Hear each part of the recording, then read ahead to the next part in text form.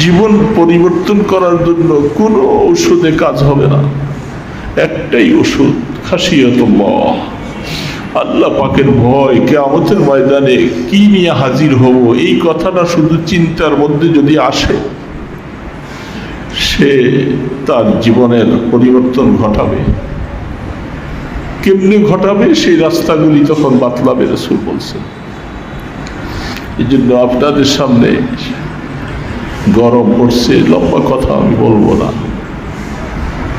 এই কথাটাই আমি শুধু আপনার কাছে আরজ করতে চাই যে আমাদের জীবনে অনেকগুলি আমরা ভুল করি, এগুলোকে সংশোধন হওয়া দরকার। আমি চিন্তা করব যে আমার সারা দিনের ভিতরে আমার এই জবান দিয়ে কি আমি একটা মিথ্যা কথা বলছি কিনা, এটা আমাকে খেয়াল রাখতে হবে। যে জবান থেকে মিথ্যা বাইর হয়, সেই জবান থেকে দুর্গন্ধ বাইর হয়। আমি আমার জবান দিয়ে আমি কারো গীবত করলাম কিনা, আমি কারো বদনামি করলাম কিনা, আমার জবান দিয়ে গালিগালাজ অশ্লীল কথা বললাম কিনা, আমি আমার রিজিকটাকে হালাল পাইলাম কিনা না হারাম কামাই দিয়া চলছি, আমার রিজিকটা কি হালাল না হারাম।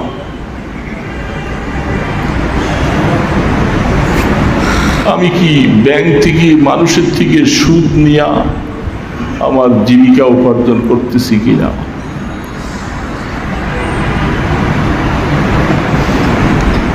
আমার মুআমালাতগুলি আমি সংশোধন করলাম কিনা,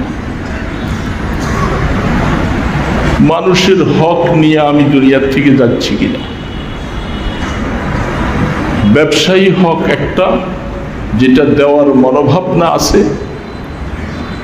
সময় সাপেক্ষে আমি না থাকলেও হিসাব করে দেখা যাবে, ওয়ারিসরা দিয়া দিবে।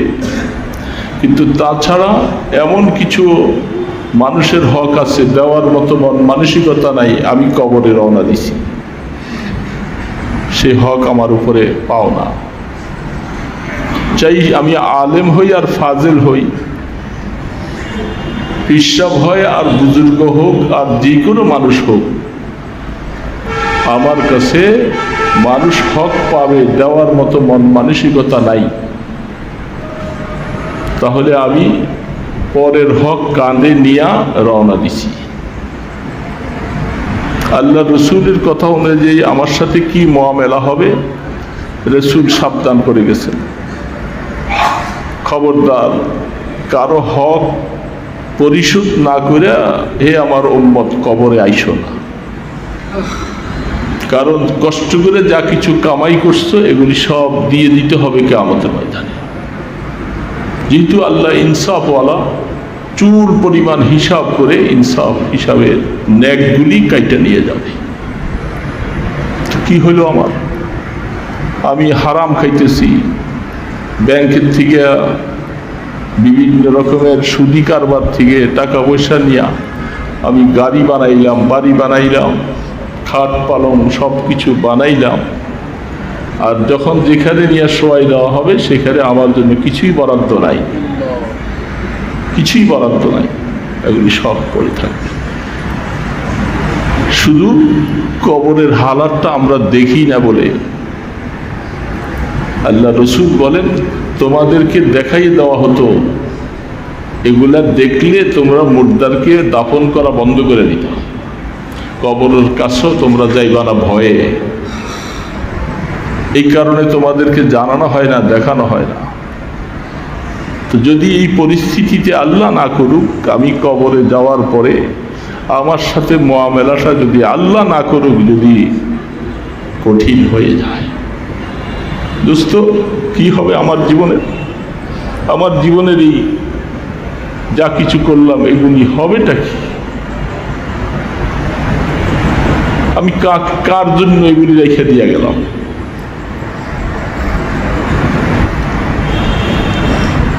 একজন মানুষ চলে গেছে, তার সন্তানরা পাওনাদার যখন আইসা বলছে তোমার বাবার কাছে এইভাবে আমরা এই হকগুলি পাবো, দেখো ছেলেরা বলতেছে তার কাছ থেকে কবরের থেকে যে এলো এলো আমরা এগুলি। এটা দুই একটা নজিরের দ্বারা বোঝা দরকার যে আমার বেলায় এরকম আমি কেন, আমার পারিবারিক জীবনেও আমি চেষ্টা করব সংশোধন করব। আমার সাথে যারা লেনদেন মোয়ামেলা করে তাদের সাথে আমি আখলাকওয়ালা হব। আমি মানুষের হক নষ্ট করার মতো খাওয়ার মতো মন মানসিকতা আমার কাছে না হতে হবে। আমি জিকির আজকার করব, আমি নামাজ পড়ব, আমি তাহাজ্জুদ পড়ব, আমি তাসবিহ পড়ব, কিন্তু আরেকজনকে কষ্ট দিছি, গালি দিছি, আরেকজনের হক নষ্ট করেছি, কোনো লাভ হবে না। এগুলি সব আরেকজনের কাছে, পাওনাদার সে নিয়ে যাবে। তারবিয়ত হতে হলে আমি সংশোধন হতে হবে। এগুলা তো শুধু মুআমেলাতের মাসালা, মুআশারাত রয়ে গেছে, চাল চলন কথাবার্তা ইত্যাদি অবস্থায় এগুলির মধ্যে আমি আরেকজনকে কষ্ট দিলাম। যদি মনে থাকে যে আমি কষ্ট দিছি, আমি রাত্রি অন্ধকারে হোক যে কোনো সময় হোক তার কাছে যাইয়া আমাকে মুআমেলা তাসফিয়া করতে হবে, সংশোধন করা লাগবে যেইভাবে পারি।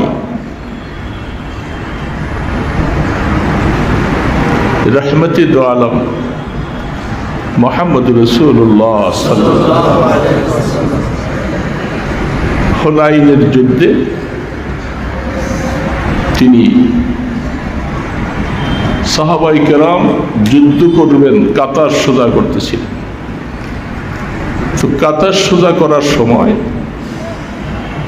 একজন আকপিট ছিল, তীর দিয়া পিছন দিয়া কাতার সোজা করাইতেছে। একজন সাহাবীর শরীরে লাইগা সে ব্যথা পাইছে। আল্লাহ রসুল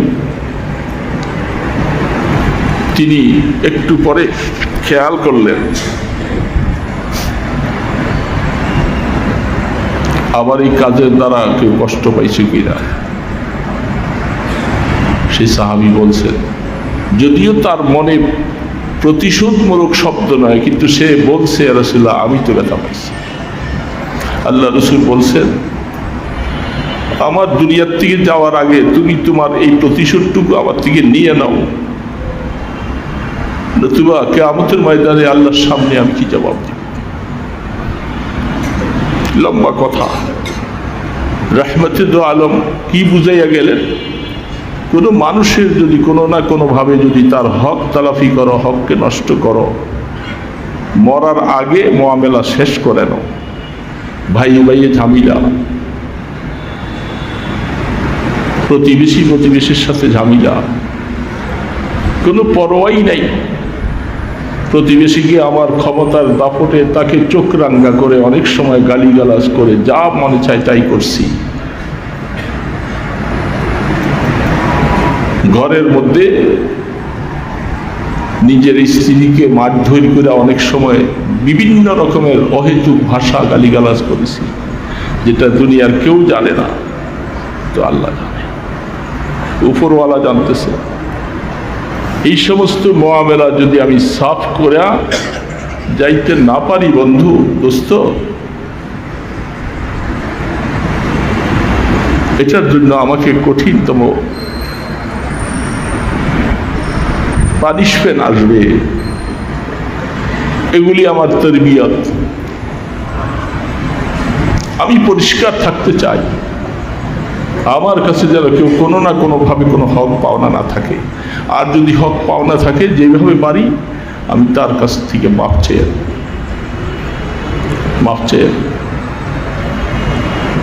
কিভাবে মাপ চাইতে হয়, কিভাবে মাপ করবে, সে সব কিছু লম্বা লম্বা কথা আছে, ঘটনা আছে, সেগুলি বলতে যাই না।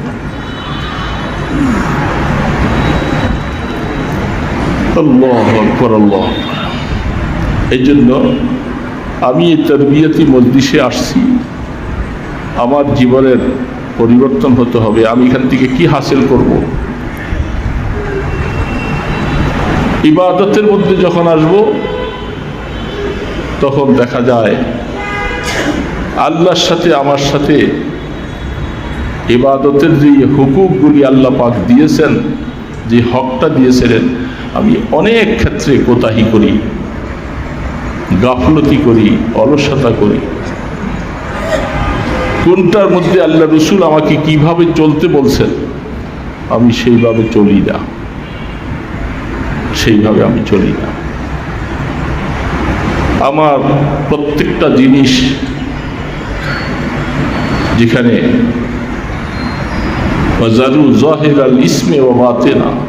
আল্লাহ পাক বলছেন তোমার বাহ্যিক যে গুনাহ আছে এগুলিও ছাড়ো, গোপনীয় ভিতরগত যে গুনাহ করতেছো ওগুলিও ছাড়ো। জাহিরি গুনাহ ছেড়ে দাও, বাতিনি গুনাহ ছেড়ে দাও। জাহিরি গুনাহ আমার কাছে কিছু মনে হয় কিনা, যদি এটা প্রত্যেকে একটু খেয়াল করি যে আমার মধ্যে জাহিরি কোনো গুনাহ আছে কিনা যেটার উপরে শরীয়তের কোনো অনুমোদন নাই, সেই গুনাহগুলোর প্রতি খেয়াল করে গুনাহগুলি ছাড়তে হবে।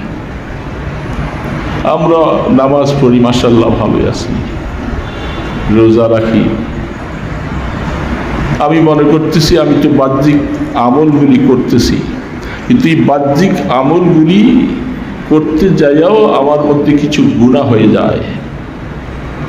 যে গুনাহগুলির থেকে আমি আজ না কাল, কাল না পরশু, একদিন দুদিন করতে করতে আমার বছরের পর বছর চলে যায়, কিন্তু আমার পরিবর্তন নাই, কোনো পরিবর্তন, দুস্থ পরিবর্তন নাই। কেন পরিবর্তন করতে পারতেছি না? আমি আমাকে আবাদুল আবাদ জিন্দিগির জন্য হায়াত মনে করতেছি যে আমি এত লম্বা হায়াত মরবো না কোনোদিন।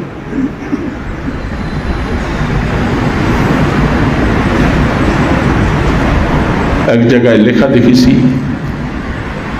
আজরাইল আলাইহিস সালাম আসার আগে বলতেছে, আজরাইল ইসলাম চলে আসলো, আমি তো তৈয়ার হই নাই। বলা হচ্ছে তোমার কাছে তো চিঠি অনেকগুলি পাঠানো হয়েছে, তোমার চোখের জ্যোতি ছিল কত পাওয়ারফুল, চোখের জ্যোতি শেষ।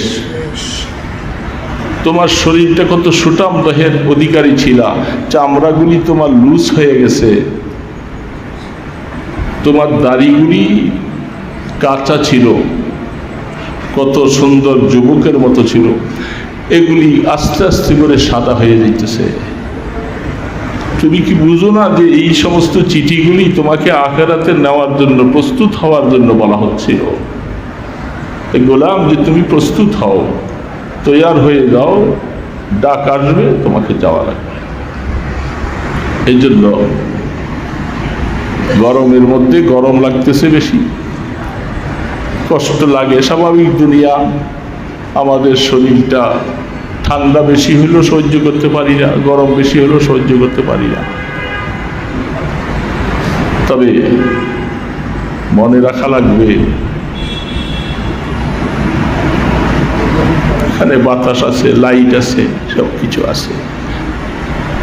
কবরের মধ্যে জানালাও নাই, বাতিও নাই, পাংখাও নাই, এসিও নাই, এয়ার কন্ডিশন নাই, সেখানে কিছুই নাই। আল্লাহ রসুল বলছেন কবরের সামান লই আইসো, কবরের সামান। দোস্ত, এই কথাটা মাঝে মধ্যে নিরিবিলি একা একই বসে একটু চিন্তা করি যে আমি যে চলে যাব, আমি কবরে কেমনে থাকবো, ওই থাকবো কেমনে কবরে, এতিমের মতো রেখে আসবে। জন্য নিরিবিলি বসে বসে কবরের চিন্তা করলে গুনাহ ছাড়া আপনার জন্য সহজ হবে। গুনাহ করতে, গুনার দিকে পা বাড়াইলে আপনার কাছে মনে হবে বিষাক্ত সাপের মতো মনে হবে, হায় আমার আল্লাহ নারাজ হয়ে গেলে আমাকে কে বাঁচাবে? কোনো বাঁচানোওয়ালা নাই। এই জন্য দোস্ত, বুঝছি যে দাদি মঞ্চে দারাম চেমি জুই যে গো আসতিলাম। আল্লাহর কাছে বিনয় বিনয়, আল্লাহ তুমি আমাকে তৌফিক দাও, তোমার কাছে কানবার মতো তৌফিক দাও, তোমার কাছে গুনাহ পেশ করার মতো তৌফিক দাও, গুনাহ থেকে বাঁচার তৌফিক দাও, যেই কাজে তুমি নারাজ হইবা ওই দিকে আমার কদম যেন না যায়। এইভাবে আল্লাহ পাকের কাছে সবসময় মনটাকে পেশ করলে আল্লাহ পাক যখন তৌফিক দিবে তখনই বান্দা গুনাহ থেকে বাঁচতে পারবে। রাস্তায় ঘাটে চলি, না চলে উপায় নাই। রাস্তায় কত অপবিত্র জিনিস, খারাপ জিনিস থাকে, চক্ষুটা সেই দিকে বারবার যায়, বারবার যায়, আকর্ষণ করে করে যায়। মোবাইলটা, ইউটিউবটা হাতে নিলে এটার মধ্যে কত রকমের আজে বাজে ছবি আসে। এটা দেখতে যাইয়া ওই ধরনের ছবি আসলো, এটাকে আটকাইয়া ওই ছবিটা দেখতে থাকি। বুঝতো? এখন শক্তি আছে, চোখ দিয়া দেখতে থাকি। আল্লাহ পাক নিষেধ করছে এগুলো দেখো না, এগুলা দেখো। কুকুর কুকুরুনির সাথে যেইভাবে মেলামেশা করে এরকম ফেসবুকে এগুলিও অনেক সময় আছে, দেখা যায়। এটাকে অনেকে আকর্ষণ করে বলে এখন তো আর কেউ দেখে না, আমি যে ফেসবুকে এগুলি দেখতেছি কেউ দেখে না। এই কথাটাই তো সবচেয়ে বড় ভুল। আর কেউ না দেখুক, আবার আল্লাহ তো দেখে, আমার আল্লাহ তো দেখেন। আমি কেমন করে এটার দিকে এত বেশি আকৃষ্ট হয়ে গেলাম? রাস্তায় চলতে চলতে বেগানা নারী সাজিয়া গুজা চলতেছে, আমি কেন তার দিকে বারবার চাইতেছি? কেউ না দেখুক, আমার আল্লাহ কি দেখেন? আমার আল্লাহ কি দেখেন? বুঝতো? আল্লাহ দেখেন, আল্লাহ দেখেন, আল্লাহ দেখেন। এটা যদি দিলের মধ্যে বসাইতে পারি ইনশাআল্লাহ রাস্তা হামার হয়ে যাবে, রাস্তা খোলা হয়ে যাবে। এই জন্যই তো ওই জিকিরের আগে পড়া হয় আল্লাহু হাজিরি, আল্লাহু নাজিরি, আল্লাহু মাই। আমার সাথে কেউ নাই কিন্তু আমার আল্লাহ আছে, তিনি আছেন সার্বক্ষণিক। আমি ঘুমাইলেও আছেন, জাগ্রত থাকলেও আছেন, রাস্তায় চলি তখনও আছেন। আমার মনে রাখা লাগবে। যখন আমার মনে আসে এই কথাগুলি, তখন দেখবেন যে আপনাকে গুনাহ ছাড়া সহজ, নতুবা কোনো ওয়াজ আপনাকে গুনাহ ছাড়াতে পারবে না। সবচেয়ে বড় ওয়াজ হলো মওতের ওয়াজ, মওতের ওয়াজ। গতকাল গাড়িতে আসতেছিলাম, একজন বলতেছে পরিচয় দিব না, বলবো না, বললে আপনারা হয়তো বুঝবেন। কিছুদিন আগে লোকটা মারা গেছে, তো তার প্রতিবেশী জিজ্ঞাসা করলাম কেমনে, বলে ছেলে মেয়ে বউ তিনজনে মিল্লা তাকে লিফট বসাবার জন্য যে জায়গাটা রাখছে ওইখান দিয়ে আইনা ছেড়ে দিছে, বাস পয়সা শেষ। বউ মেয়ে ছেলে সবাই একসাথে মিলা। আমি তখন আশ্চর্য হয়ে গেলাম।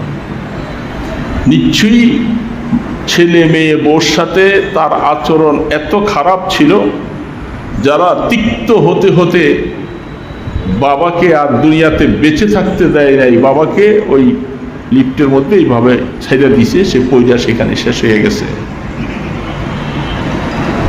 কি আচরণ!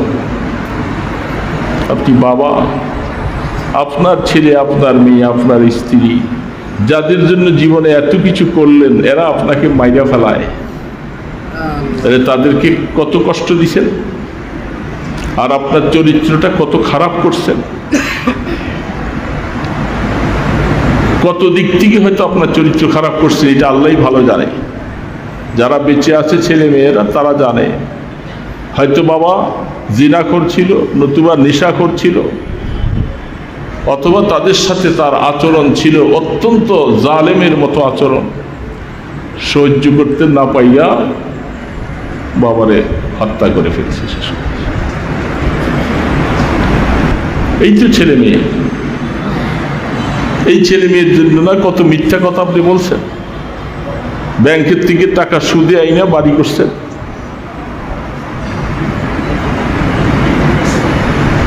কত মানুষের ব্যবসায়ী লেনদেন করতে যায় কত মানুষের হক নষ্ট করে বাড়ি করতেছেন। একটা দুইটা নয়, এরকম কত বান্দারা বলতেছে হুজুর অমুকের কাছে এই হক পাবো, ব্যবসায়ী টাকা বছরের পর বছর হয়ে গেল, মোবাইলও ধরে না, পাইও না। এরকম বহুত, কারণ ব্যবসায়ী মহলের মধ্যে থাকি, কত অভিযোগ তাদের, শুধু শুনি ভাই, আমার কিছু করার তো নাই।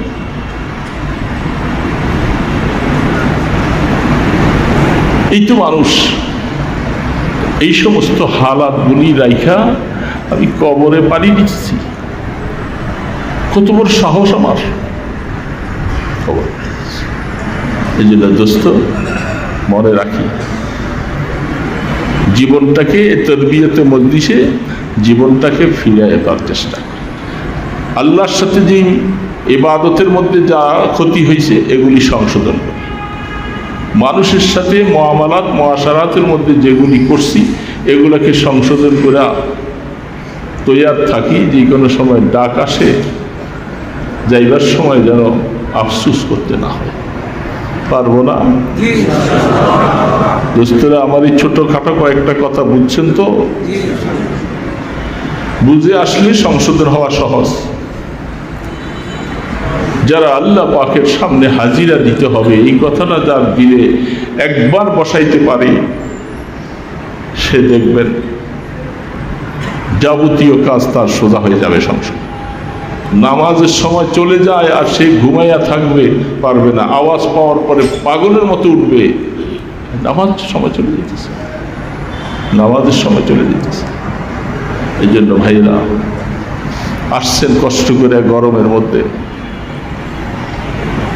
একটু বুঝা গেছি, গরমের মধ্যে আসছেন, কষ্ট করে আসছেন বিভিন্ন জায়গায়। আমাদের এখানে অনেক দূর দূরান্ত থেকে ওই নওগাঁ পোরশা বড় মাদ্রাসার মুফতি সাহেবেরা এরা সফর করে এত দূর থেকে আসছে। মাদ্রাসার বড় বড় মুফতি সাহেবেরা, অনেক বড় বড় ওলামায়ে কেরাম আছেন এখানে, আপনাদের সাথে হয়তো বসে আছেন, আপনারা হয়তো চেনেন না, তো ওনারা আসছেন এখানে। আপনারা অনেক কষ্ট করে আসছেন। এই কদম যেটা মাইরা মাইরা আপনি আসছেন, আল্লাহ কিছু কথা শুনবো, হয়তো আমলের তৌফিক হয়ে যেতে পারে। আর এই মজমার মধ্যে অনেক নেককারেরা আছে, তাদের সাথে বসলাম এই উসিলায়, যদি আল্লাহ মাফ করে দেন। এই একটা উসিলা নিয়ে অনেক কিছু কোরবানি করে আসছেন। আপনাদের এই কোরবানির প্রতিদান আল্লাহ পাকের কাছ থেকে চাইয়া নেবেন, কেউ দেনেওয়ালা নাই, প্রতিদান দিবেন একমাত্র আল্লাহ। আমরা যারা এখানে ইসলাহি সম্পর্ক করেছেন, সালেকিনদের অন্তর্ভুক্ত হয়েছেন, তাদের জন্য মশওয়ারা করেছি। সব কাজের মধ্যে স্কুলে বলেন, মাদ্রাসায় বলেন, পরীক্ষা নেয়।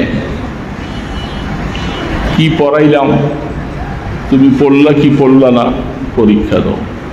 পরীক্ষায় বলা যাবে যে তুমি লেখাপড়া করো কি করো না। তো আমাদের এখানে তার পরীক্ষার কোনো সুযোগ নেই। এই জন্য এই ভাইদের সামনে এখন এই কাগজটা বিতরণ করা হবে। যারা সালিকিন তারা নিবেন এবং আমানতদারির ভিত্তিতে আপনি লিখবেন, 1 মাস পরে কাগজটা জমা দেবেন। পারবেন ইনশাআল্লাহ? ঠিক আছে। এই কাগজটা এইভাবে করে এখন বিতরণ হচ্ছে, যেটা আমি বারবার বলছি, নতুন ওলারা নেবেন না, যারা সালিকিন আছেন তারা নেবেন। আর যারা নিতে মনে চায় তারা আগে বায়াত হবেন, বায়াত হওয়ার পরে তারপর আপনি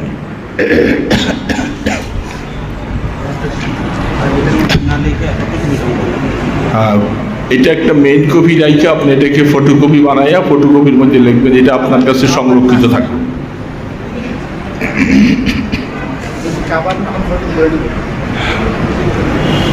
কাছাকাছি যারা থাকেন তারা হয়তো এতগুলি একসাথে ছাপানো যায় নাই, আপনার পাশে যে আছেন উনি সহ একটু ফটোকপি করে আপনি 10টা-15টা করে নিলে নিজেও রাখলেন, আরেকজনকে দিলেন। উপর দিয়া নাম ঠিকানা দিবেন, আপনার নামও থাকবে, মোবাইল নম্বরটা থাকবে, কাগজগুলি জমা দিবেন।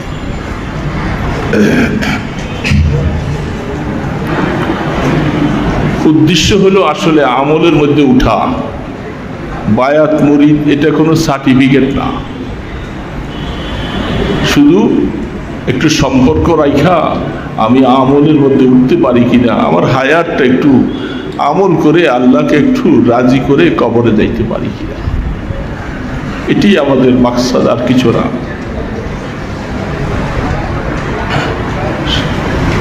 যারা বায়াত হয়েছেন মেহরবানি করে তারা নিব, আর যারা হন নাই, যারা বায়াত হওয়া বাকি আছেন, আগ্রহ থাকলে মোনাজাতের পরে মাইকের সামনে আসবেন, আপনি বায়াত হইয়া তারপরে আপনার আমলের মধ্যে বাড়বেন।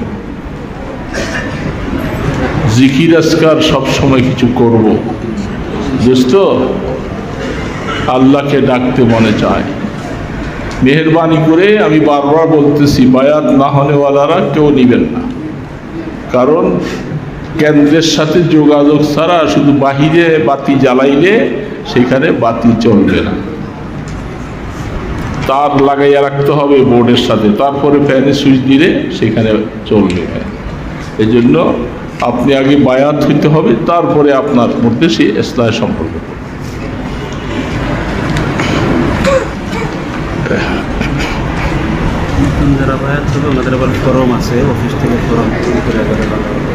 এবং আমরা অনেকেই যারা বায়াত হয়েছি, অনেকে হয়তো আমাদের যেই ফর্মটা ছিল, আপনার নাম ঠিকানাটা মোবাইল নম্বরটা দিয়ে দিলে আমরা অফিসের থেকে যে কোনো অনুষ্ঠানে আপনাকে মোবাইলের মাধ্যমে দাওয়াত দেওয়া যায়, খোঁজ খবর নেওয়া যায়। এই জন্য যারা এইভাবে নাম লিখেন নাই, বায়াত হয়েছেন, তারাও ফর্ম নিয়ে আপনার নাম ঠিকানা লিখে আপনি জমা দিয়ে দিন। ফর্ম কি এখন আছে অফিস থেকে আনলে, এখন কারা কারা আছে দিয়ে দিলে তো অফিসে ভিড় হয়ে যাবে। এই অফিসের থেকে বায়াত হওয়ার ফর্মটা নিয়ে আসো, ওনারা এটা ফিল আপ করে পরে অফিসে খানকায় জমা দিবে। তো শেষ অবস্থায় আজকাল আমরা আসলে এই প্রোগ্রামটা আমাদের প্রথম তরবিয়তি, এই মজলিসটা আমরা প্রতি 3 মাস পর পর করার একটা খেয়াল আমাদের মধ্যে সংশোধন হওয়ার মন মানসিকতা নিয়ে আমরা সেইভাবে চেষ্টা করব। তো এই প্রোগ্রামটা বুঝেন তো আঞ্জাম দিতে আসলে আমি সবসময় আপনাদের কাছে বলি, আমি দুর্বল, আমরা অনেকে দুর্বল, কিন্তু দুনিয়াওয়ালারা, বাজারওয়ালারা তারা তো আমাকে দুর্বল মনে করে আমাকে জিনিসগুলি এইভাবে দিয়ে দিবে না। দুনিয়ার সিস্টেম হলো আমি তাকে, আরে রাখো কথা, আমি বলছি এই কথা।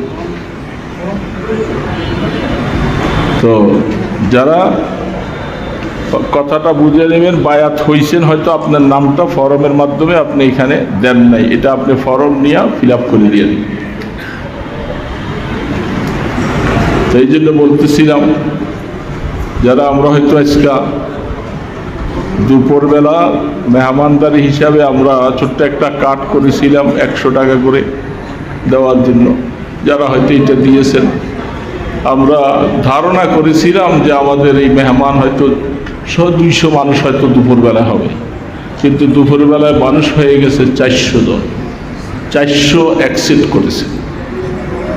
তারপরে এখন আজকাল তো এমনি তো আম মাজমা যেটা সব গুজারি সবসময় হয়, সেই হিসাবে এখন আলহামদুলিল্লাহ আমরা অনেক আল্লাহর বান্দারা মেহমানরা হয়ে গেছি।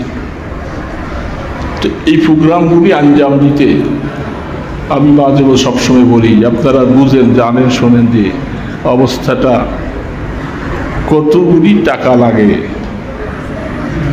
মেহমান বেশি দেখা কি করব, তাড়াতাড়ি করে চাউল রাখা হয়েছে, চাউল বসাইছি, গোশত দোকান থেকে আবার গোশত বাকি নিয়ে আসছি, যেহেতু মেহমান আইসা গেছেন। ধারণা ছিল 200 লোক হয়ে গেলে 400-র উপরে হয়ে গেছে। এখন সেই হিসাবে আল্লাহর দ্বীনের সাহায্য করলে আল্লাহ আপনাকেও সাহায্য করবে।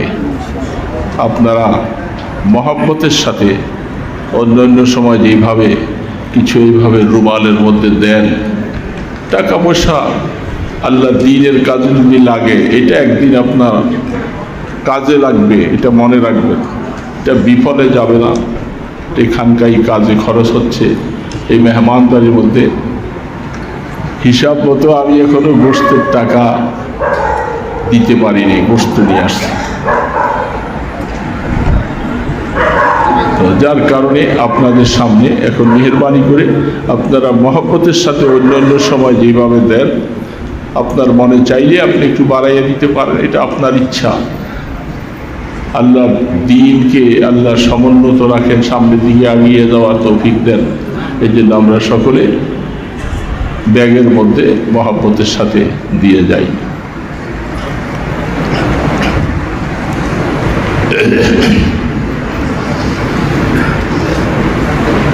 আমি আপনাদের কাছে দোয়া চাই। এখানে অনেক অসুস্থরা আছেন, আমিও শারীরিকভাবে অনেকেই অসুস্থ। আমার সারা শরীর এত ব্যথা, হাঁটু কোমর ব্যথায় আমি চলতে পারি না। দেখেন অনেক সময় ধরে ধরে নিয়ে আমাকে মসজিদ পর্যন্ত যাই, আবার সিঁড়িতে দুইজনের হাতে ভর করে উঠতে হয়, হাঁটতে পারি না। সামান্য একটু রাস্তা হাঁটতে ব্যথায় টিকতে পারি না। তো আমি দোয়া চাইতেছি আল্লাহ যেন একটু সুস্থতার হায়াত দান করেন।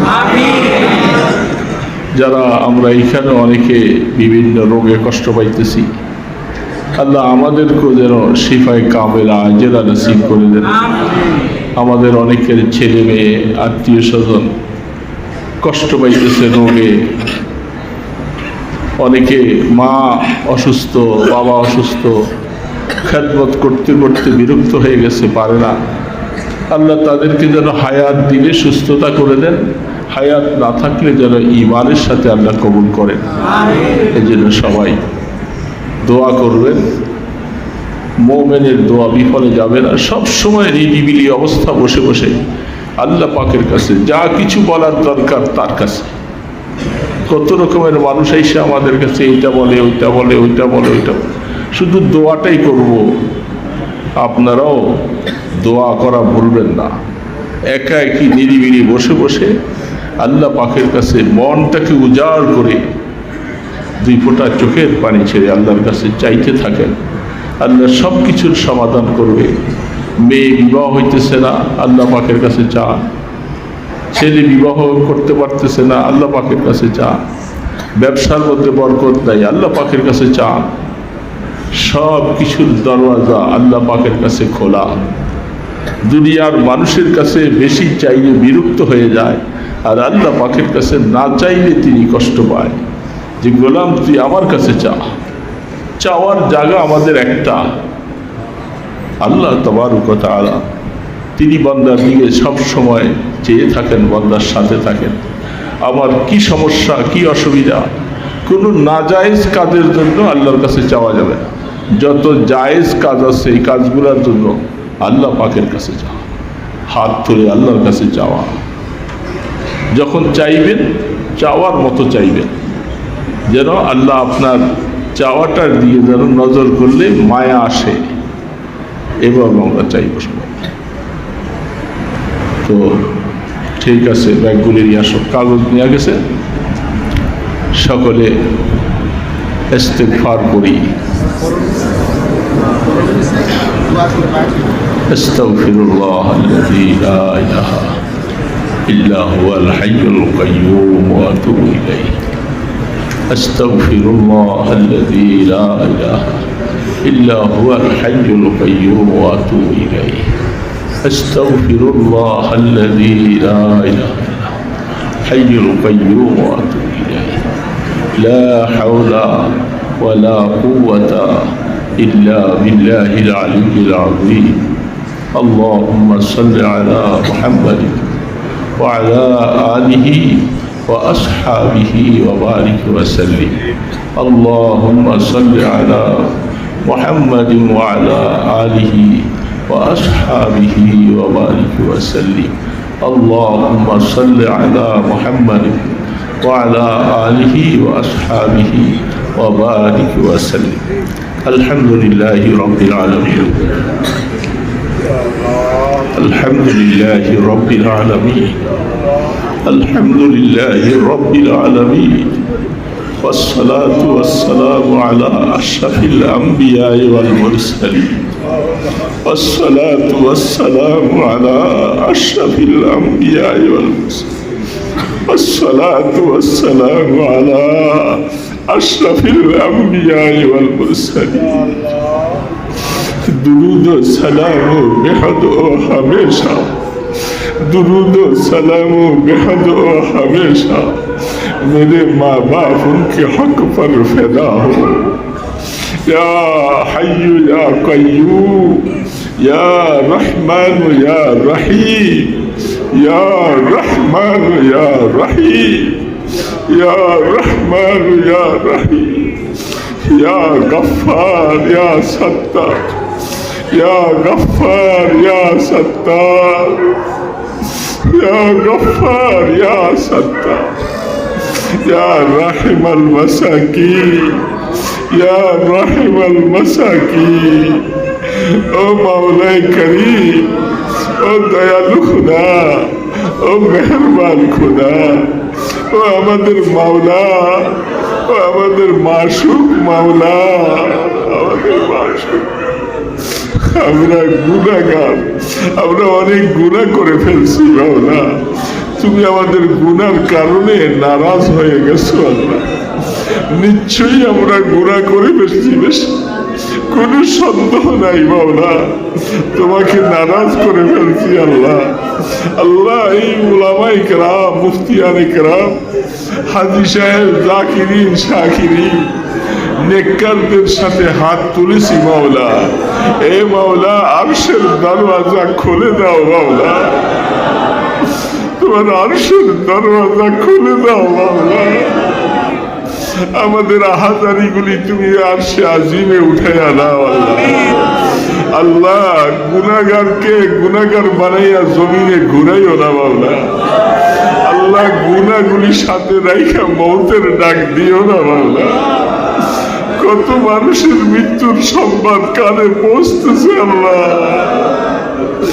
একদিন আমার মৌতের খবরটাও চলে আসবে মাওলা মাওলা খালি হাতে রওনা দিয়েছি মাওলা মাওলা খালি হাতে রওনা দিয়েছি হে মাওলা মাওলা আমাদের সাথে তুমি কাফির মুশরিকের মতো ব্যবহার করো না মাওলা আমরা গুনাহগার হলেও আমরা তোমার রহমত থেকে নৈরাশ হই নাই আল্লাহ আমরা তোমাকে কপাল দিয়া সেজদা করেছি মাওলা আল্লাহ এই জবান দিয়ে তোমাকে আল্লাহ বলে ডেকেছি মাওলা এই চোখ দিয়ে 2 ফোঁটা পানি ফেলেছি মাওলা মিসকিনের মতো হাত তুলে বসছি মাওলা এ মাওলা একটু মায়ার নজরে তাকাও আল্লাহ আল্লাহ মওতের সময় আমাদেরকে তুমি ভুলে যাইও না আল্লাহ আল্লাহ ইমানের মওত নসিব করে দিও আল্লাহ আল্লাহ ইমানের মওত নসিব করে দিও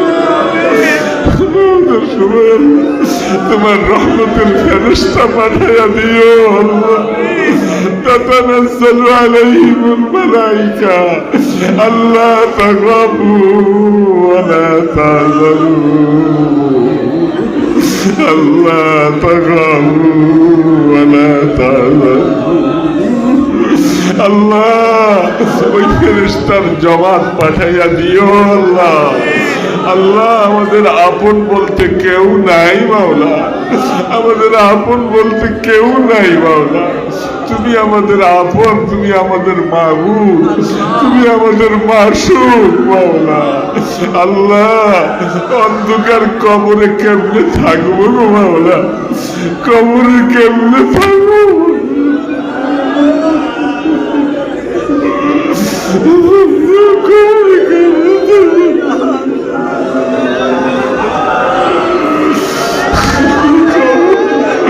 আরে কবর কেমনে থাকবো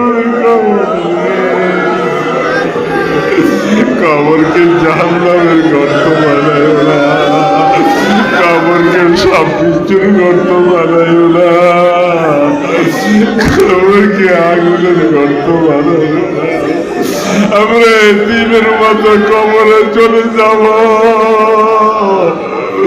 আমাদেরকে রহমতের কোলে উঠায় আনিও।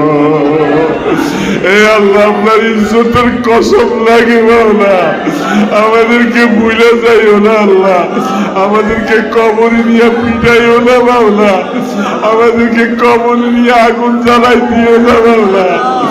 আল্লাহ, চিৎকার করে কলিজাটা ফেটে যাবে, আমাদের খবর কেউ নিবে না।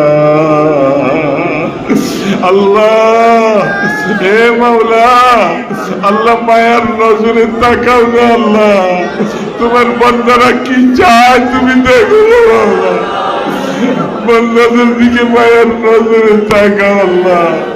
হে আল্লাহ, আমরা চাইতে জানি না মাওলা, যারা চাইতে জানে তাদের মতো আমরা হাত তুলেছি। আমাদের আকাবিরদের ফয়ুজাত নসিব করে না, আমাদের কারণে আমাদের শেখ ও মুর্শিদ তাদের বদনামি যেন না হয় আল্লাহ, আমাদেরকে আমলের ময়দানে উঠাইয়া দাও আল্লাহ। একজন নেককার মানুষের হায়াত আমাদেরকে নসিব করে দাও, যে আমলের দ্বারা তোমাকে খুশি করা যাবে ওই আমলগুলি আমাদের জন্য সহজ করে দাও গো আল্লাহ। আল্লাহ, একজনকে মাহরুম করে দিও না, এই মজলিসে যারা হাত তুলেছি তোমার বান্দারা একজনকেও তুমি খালি হাতে ফিরাই দিও না আল্লাহ। আল্লাহ, যারা অনেক মেহনত করেছে, সারাদিন পরিশ্রম করেছে এই খানা খানা, আল্লাহ সবার মেহনতকে তুমি কবুল করো, প্রত্যেকের দান খায়রাতকে তুমি কবুল করে দাও আল্লাহ। যারা অসুস্থ আছে সবাইকে শিফা দান করে দাও। অনেক মানুষ আছে কারো মা বাবা অসুস্থ অবস্থায় আছে, বিছনায় শায়িত, আল্লাহ তাদেরকে তুমি হায়াত থাকলে সুস্থতা দান করো আল্লাহ, হায়াত না থাকলে ঈমানের মওত নসিব করে দাও।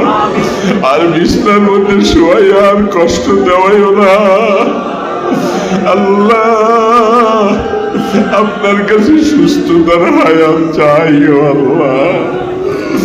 একটু চলে ফিরে আপনাকে ডাকবার মতো তৌফিক দিও, আপনার ঘর মসজিদে হাজিরা দেওয়ার তৌফিক দিও আল্লাহ, আপনাকে একটু সেজদা দেওয়ার মতো তৌফিক দিও গো আল্লাহ। আল্লাহ, রোগ বেরাম তুমি দাও, শেফা দেওয়ার মালিক তুমি আল্লাহ।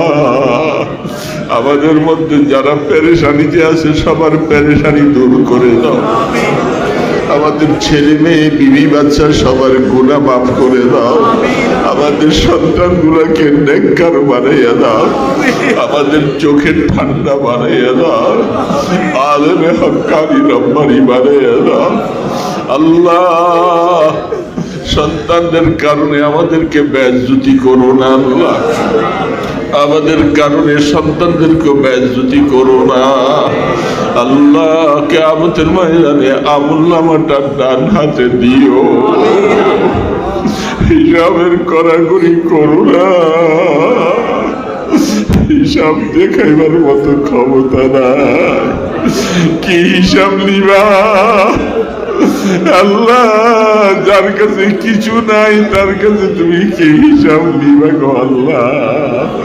আমরা খালি হাত পাচ্ছি, গুনাহগুলি মাফ করাইয়া আমাদেরকে নেককারের কাতারে নামটা লেখা দিও আল্লাহ। এই খানকাকে কবুল করে নাও, এই জামাতকে তুমি কবুল করে নাও, রাস্তায় ঘাটে বেইজ্জতি করে মওত দিও না, শিগাল কুকুরের মতো মওত দিও না আল্লাহ। আল্লাহ, কার মনে কি ব্যথা তুমি জানো, প্রত্যেকের মনের ব্যথাগুলি তুমি উপশম করে দাও। দূর দূরান্ত থেকে তোমার বান্দারা আসছে, আমার কাছে কিছু নাই মাওলা, তুমি তাদেরকে দিয়ে দাও মাওলা। বহু দূর থেকে সফর করে হযরত উলামায়ে কেরাম আসছে, আল্লাহ মারিফতের দৌলত পুরাপুরি দান করো আল্লাহ। মওত পর্যন্ত তাদের জবানে বরকত দিয়া দাও, ইলমে বরকত দিয়া দাও আল্লাহ। আল্লাহ মেহেরবানি করা কোটি কোটি দুরূদ সালামের হাদিয়া সোনার মদিনায় পৌঁছে দাও। আপনার নবীজির মোহাব্বত দিলের মধ্যে দিয়ে দাও, আমাদেরকে আশিকে নবী বানাইয়া দাও আল্লাহ। কিয়ামতের ময়দানে তোমার বন্ধুর হাতে আমাদেরকে এক গেলাস হাউজে কাউসার নসিব করে দিও আল্লাহ। সেদিন মাহরুম করে দিও না আল্লাহ। তোমার বন্ধুর সাথে হাসরের ব্যবস্থা করে দিও। আপনার ইসমে আজমের উসিলায় দোয়াগুলি কবুল করে নাও আল্লাহ। আপনার আসমায়ে হুসনার উসিলায় দোয়া কবুল করে নাও। আপনার হাবিবের কদম মুবারকের উসিলায় দোয়া কবুল করে নাও। সাল্লাল্লাহু তাআলা আলা খায়রি খালকিহি মুহাম্মাদিন ওয়া আলা আলিহি ওয়া আসহাবিহি ওয়া আতবাইহি আজমাইন বিরহমাতিকা ইয়া আরহামার রাহিমিন।